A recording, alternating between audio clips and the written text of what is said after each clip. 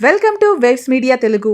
గుంటూరు జిల్లా ప్రతిపాడులో 3 రోజులుగా కొనసాగిన వైసీపీ రిలే నిరాహార దీక్షలు ముగిశాయి. ఈ సందర్భంగా ఏర్పాటు చేసిన ప్రెస్ మీట్ లో వైసీపీ నేత బలసాని కిరణ్ కూటమి ప్రభుత్వంపై తీవ్ర విమర్శలు చేశారు. మెగా డిఎస్సీ పేరుతో విద్యార్థుల జీవితాలతో ప్రభుత్వం చెలగాటమాడుతోందని ఆరోపిస్తూ విద్యాశాఖ మంత్రి నారా లోకేష్ రాజీనామా చేయాలని డిమాండ్ చేశారు. డిఎస్సీ నియామకాలపై వైసీపీ కోరుతున్న సిబిఐ విచారణకు ప్రభుత్వం ఎందుకు భయపడుతోందని ప్రశ్నించారు. ఫీజు రియంబర్స్మెంట్ బకాయిలను వెంటనే విడుదల చేయకపోతే ఆందోళనను ఉధృతం చేస్తామని బలసాని కిరణ్ హెచ్చరించారు.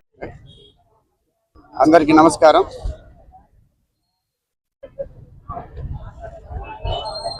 గత వారం రోజుల క్రితం మా ప్రీతమ నాయకులు మాజీ ముఖ్యమంత్రి వర్యులు శ్రీ వైఎస్ జగన్మోహన్ రెడ్డి గారి యొక్క పిలుపు మేరకు డిఎస్సి అక్రమాలపై జరిగినటువంటి ఏదైతే అక్రమాలు జరిగినాయో దానివల్ల ఎంతమంది అయితే విద్యార్థులు ఎవరైతే టీచర్లు ఎవరైతే ఎగ్జామ్ రాస్తున్నారో టెట్ పరీక్షల్లో కానీ వాళ్ళందరికీ ఏవైతే అన్యాయం జరిగిందో అన్యాయం మీద రిలే నిరాహార దీక్షలు చేపట్టడం కోసం చెప్పి పిలుపునివ్వడం జరిగింది. ఈ యొక్క పిలుపుని అనుసరించి ప్రతిపాడు నియోజకవర్గంలో 6వ తారీఖున 7వ తారీఖున 8వ తారీఖున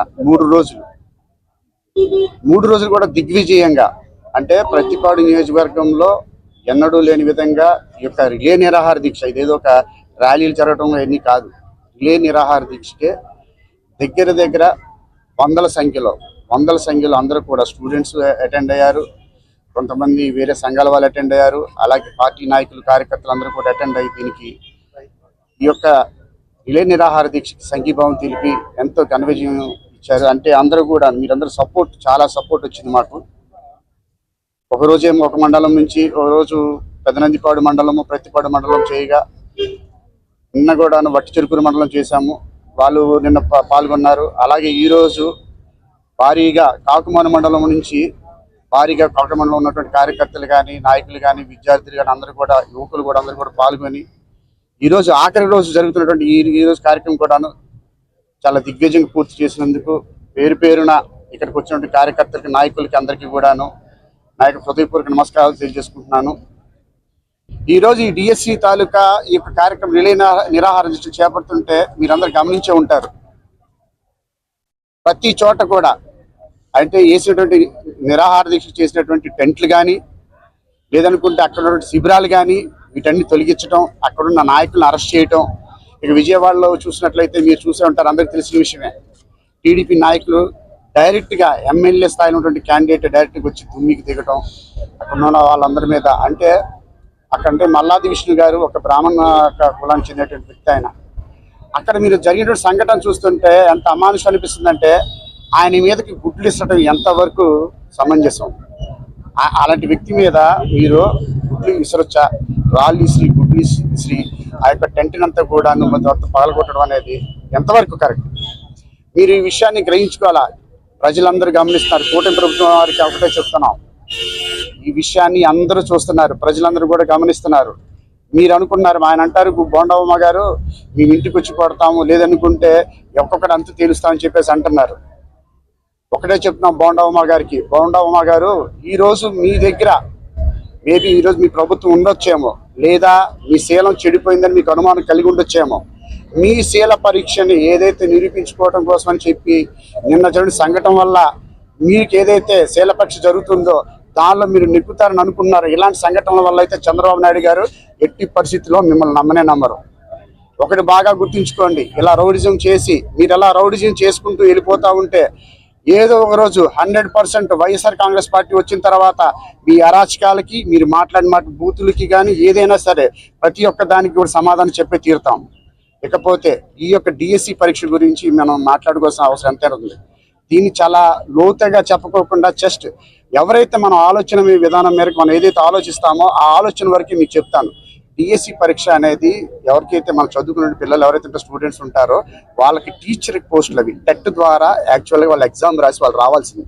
వాళ్ళు అలాంటి రాయకోకుండా టెట్ అనేది ఎగ్జామ్ రాసిన తర్వాత ప్రాపర్గా ఎవరైతే మెరిట్ లిస్టులో ఉంటారో ఈ మెరిట్ లిస్ట్ అనేది ప్రాపర్గా మన కలెక్టర్ ఆఫీస్లో అది డిస్ప్లేలో పెట్టి ఎవరైతే మంచి మార్కులు వచ్చిందో, ఫస్ట్ ర్యాంక్ వచ్చిందో, సెకండ్ ర్యాంక్ వరకు వచ్చిందో పెట్టిన తర్వాత based on the reservations and vertical and horizontal reservation base చేసుకునే మీద ఈ యొక్క ఏదైతే ఉంటాయి సీట్లు అనేవి ఏదైతే వీళ్ళకి అనేవి ఉంటాయో ఈ పోస్టులు అనేవి ఫిల్ చేయడం జరుగుతుంది.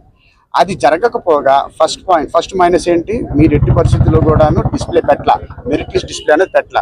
సెకండ్ పాయింట్, మీరు స్పోర్ట్స్ కోటా కింద మీరు ఏదైతే జమ చేశారో previously we have only 2% of sports quota, but ఇప్పుడు ఏమైంది 3% స్పోర్ట్స్ కోటా తీసుకొచ్చారు. ఓకే, అది తెచ్చారనుకుంటున్నారు. తెచ్చిన తర్వాత ఒక జీవో, అర్జెంటుగా జీవో తీసుకొచ్చి ఆ జీవో అని 1-2 రోజులు మాత్రమే ఉంచి తర్వాత వెంటనే దాన్ని క్లోజ్ చేయాల్సినటువంటి అవసరం ఏమొచ్చింది మీకు? మీరు ఎందువల్ల చేశారు? దేనికి కారణం అంటే మీరు అనుకున్న వాళ్ళకి ఈ స్పోర్ట్స్ కోటాలో ఎవరికి కారణం ఇచ్చేశారు, బ్యాక్ డోర్లు ఇచ్చేశారు, ఫ్రంట్ డోర్ క్లోజ్ చేశారు. అది పోనీ ఇచ్చారు అంటే నిజంగా నేషనల్ గేమ్స్లో పాల్గొన్న వాళ్ళకి ఇచ్చారా, ప్రాపర్గా ఏదైతే గేమ్స్ ఆడే వాళ్ళకి ఇచ్చారా అంటేనేమో అది కాదు. మీరు చూసుకున్నట్లయితే ఏదైతే యూనివర్సిటీ ద్వారా ఏదైతే స్పోర్ట్స్ సర్టిఫికేట్ ఎవరైతే తెచ్చుకున్నారో ఆ సర్టిఫికేట్లు కూడాను ఏ కాలేజీలు ఇచ్చారు, దానికి ఉన్నటువంటి చైర్మన్లు కూడా కోన రవికుమార్ గారు, అలాగే భరత్ గారు, వీళ్ళందరూ మళ్ళీ మీ ప్రభుత్వంలో ఉన్న వాళ్ళే కదా. వీళ్ళు చేసినటువంటి ఏదైతే ఉందో అది ప్రాపర్గా చేస్తే 400 దగ్గర 411 వరకు దగ్గర స్పోర్ట్స్ కోటా కింద కొన్ని పోస్టులు భర్తీ చేయడం జరిగింది. ఈ 411 పోస్టులు నిజంగా జెన్యూన్గా జరిగినవేనా? First doubt and question also. Second point, ఇప్పుడు ఇంకొక డౌట్ ఉంది. ఏదైతే మీడియా ద్వారా ఒక ఆడియో రిలీజ్ అయింది, ఈ ఆడియో రిలీజ్ని మీరు చూశారు కదా. ఈ ఆడియో రిలీజ్లో పక్కాగా ఆ డిస్ప్లే స్క్రీన్ మీద గవర్నమెంట్ ఆఫ్ ఆంధ్రప్రదేశ్ అనేది ఉన్నప్పుడు అవతల వ్యక్తి మాట్లాడుతున్నప్పుడు స్పోర్ట్స్ కోటా కింద ఈ యొక్క ఒక్కొక్క పోస్ట్కి 15 లక్షల నుంచి 20 లక్షల రూపాయలు డిమాండ్ చేస్తూ వ్యక్తి మాట్లాడడం జరిగింది. దాని మీద మీరు యాక్షన్ తీసుకున్నారా? అసలు దాన్ని మీరు పట్టించుకుంటున్నారా లేదా? అట్లీస్ట్ అదన్నా పట్టించుకున్నారా లేదా? అది పట్టించుకోవట్లా. ఇంకొకటి, ప్రాపర్గా జరగాల్సినటువంటి యొక్క డిఎస్సి కోర్స్ తాలూకా ఎగ్జామ్ ఏదైతే ఉందో అది పేపర్లో దగ్గర ప్రిపరేషన్ అవ్వచ్చు, అది కౌన్సిలింగ్ అవ్వచ్చు, ఎగ్జామ్ హాల్ ఇదంతా కంట్రోలింగ్ అవ్వచ్చు, ఏదైనా అవ్వచ్చు. ఇదంతా కూడాను ప్రాపర్గా మంచి ఐఏఎస్ ఆఫీసర్ మీద చాలా సీక్రెట్గా జరిపించాల్సిన విషయం. ఇది సీక్రెట్గా జరిపించారా?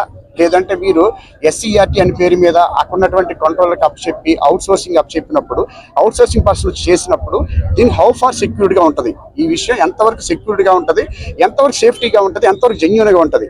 ఇది జెన్యూన్గా లేదు అనటానికి నేను చెప్తున్న పాయింట్స్ ఏంటంటే, అదే అవుట్ సోర్సింగ్ లో చేస్తున్నటువంటి ఒక పర్సన్ ఎవరైతే నవీన్ ఉన్నారో he got the first rank in TET exam. అది ఎలా అయింది? ఏ పాసిబిలిటీ ద్వారా అయింది? మేము ఇదే విషయాన్ని ఎత్తితే ఇలా నవీన్ అంటే ఫస్ట్ ర్యాంక్ వచ్చిందంటే సోషల్ స్టడీస్లో 6th ర్యాంక్ వచ్చింది దానికి, అది ఎలా మీరు వచ్చిందని అడిగితే అది కూడా ఫస్ట్ అతను డిస్ప్లేలో పెట్టిన తర్వాత మళ్ళీ ఏం చేశారు, వెంటనే అతనిది కూడా డిలీట్ చేయడం జరిగింది. అతను ఎందుకు అనౌన్స్ చేశారు ఫస్ట్ ర్యాంక్ అని, మళ్ళీ వెంటనే మేము మాట్లాడిన తర్వాత అది ఎందుకని మీరు డిలీట్ చేశారు? ఈ డౌట్ కూడా మీరు ఆన్సర్ చెప్పాల్సింది ఎంతైనా అవసరం ఉంది. మేము ఒకటే చెప్తున్నాం, we are having so many doubts. ఇప్పుడు నారా లోకేష్ గారికి మేము ఒకటి అడుగుతున్నాం, మీరు స్టాన్ఫోర్డ్ యూనివర్సిటీ చదువుకున్నారు, you know the value of the teacher. ఇక్కడ పిల్లల భవిష్యత్తు ఉంది, ఎంతమంది అయితే విద్యార్థులు ఉన్నారో వాళ్ళందరూ చదువుకుంటున్నారు. వాళ్ళ భవిష్యత్తుని తెలుసుకున్నటువంటి మీకు కొంచెం బాధ్యత ఉన్నట్లయితే దీనికి బాధ్యత వహిస్తూ మీరు 100% దీనికి మీ యొక్క మంత్రిత్వ శాఖకి రాజీనామా చేయాలి. లేదు మంత్రిత్వ శాఖ రాజీనామా చేయాలి, నన్నెవరు అనేది ఏముంటుందిలే, నన్నెవరు ఏం చేయగలరు అని చెప్పేసి మీరు అనుకుంటున్నారా? మా యొక్క వైఎస్ఆర్ కాంగ్రెస్ పార్టీ తరఫు నుంచి మేము ఒకటే అడుగుతున్నాము, అట్లీస్ట్ కనీసం దీన్ని సిబిఐ విచారణ జరిపించి జరిగిన ఫ్రాడ్ ఎక్కడుందో ఫైండ్ అవుట్ చేసి ఎవరైతే అర్హులు ఉన్నారో ఈ అర్హులందరికీ కూడా ప్రాపర్గా వాళ్ళకి జెన్యూన్ కావాలి, టీచర్ పోస్ట్ రావాలని చెప్పి మేము ఆకాంక్షిస్తున్నాం. మేము కూడా అంటే ఎంతమంది టీచర్లు, ఒక 411 మంది చదువుకున్న వాళ్ళు, పిల్లలకు విద్యను చెప్పాల్సిన వాళ్ళు, వాళ్ళ దగ్గర విద్య లేకపోతే పిల్లల భవిష్యత్తు ఏమవుతుంది అన్న విషయం మనం గ్రహించుకోవాలా. ఇది చాలా ఈజీగా తీసుకున్నారు. ఎందుకు తీసుకున్నారు మాకు అర్థం కావట్లా. మీరు ఒకటే గమనించుకోండి, కూటమి ప్రభుత్వాలు, మీ ఎన్డీఏల ప్రభుత్వం, మీరు ఎన్డీఏలో ఒక భాగమే కాబట్టి ఇదే విషయంలో అక్కడ చూసుకున్నట్లయితే మీరు నీట్ ఎగ్జామ్ తాలూకు ఎక్కడైతే అవకతవకలు జరిగినాయో ఆ మంత్రి గారు ఎలాగైతే మీరు రాజీనామా చేశారో హుందాగా, మీరు కూడా అదే కూటమి ప్రభుత్వం, ఎన్డీఏలో కూటమి ప్రభుత్వం భాగమే కాబట్టి మీరు కూడా బాధ్యత వహిస్తూ హుందాగా నారా లోకేష్ గారు మంత్రిత్వ శాఖకి రాజీనామా చేస్తే ఎంత బాగుంటుంది. లేని పక్షంలో మేము ఇప్పుడే చెప్తున్నాం, నారా లోకేష్ గారికి, ఈ యొక్క కూటమి ప్రభుత్వానికి ఎల్లకాలం మీ యొక్క ఆటలు సాగవు. ఈ రోజు మేము ఎంత మొత్తుకున్నా, ఎన్ని నిరాహార దీక్షలు చేసినా, ఎన్ని ర్యాలీలు చేసినా కానీ నన్ను ఎవరేం చేయలేరులే, నేను మంత్రిత్వ శాఖ రాజీనామా చేయలేను అనుకోవచ్చు. కానీ ఒక్కరోజైతే వస్తుందండి నారా లోకేష్ గారు, ఆ రోజు మీరు గట్టిగా సమాధానం చెప్పాలా. మేము వచ్చిన తర్వాత వైఎస్ఆర్ కాంగ్రెస్ పార్టీ 2029 పక్కాగా వస్తుంది. వచ్చిన తర్వాత ఇక్కడ జరిగినటువంటి అవతవకలు కానీ, ఏదైతే మీరైతే మిస్యూజ్ చేయడం కానీ, ఏదైతే కరప్షన్ అయ్యి ఉండొచ్చో, వాట్ ఎవర్ ఇట్ ఈస్, వీటన్నిటి కూడా బయటకు తీస్తాం. ఆ రోజు మీకు శిక్ష 100% పడుతుందని హెచ్చరిస్తున్నాం.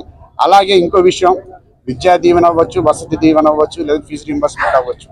ఈ విషయంలో దగ్గర ఎంతో మంది విద్యార్థులు, అంటే ఉద్యోగం లేని వాళ్ళకి డబ్బులు ఇస్తానన్నాము.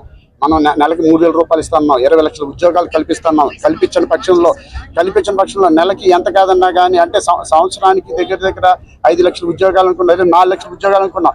ఏ ఉద్యోగం ఇవ్వకపోగా ఈ రోజు 3,000 రూపాయలకి నిరుద్యోగ వృత్తి కింద వాళ్ళు డబ్బులు ఇవ్వకపోగా, వాళ్ళ పరిస్థితిని మీరు ఇంతవరకు పట్టించుకోకపోగా వాళ్ళని కూడా పక్కన పెట్టున్నారు.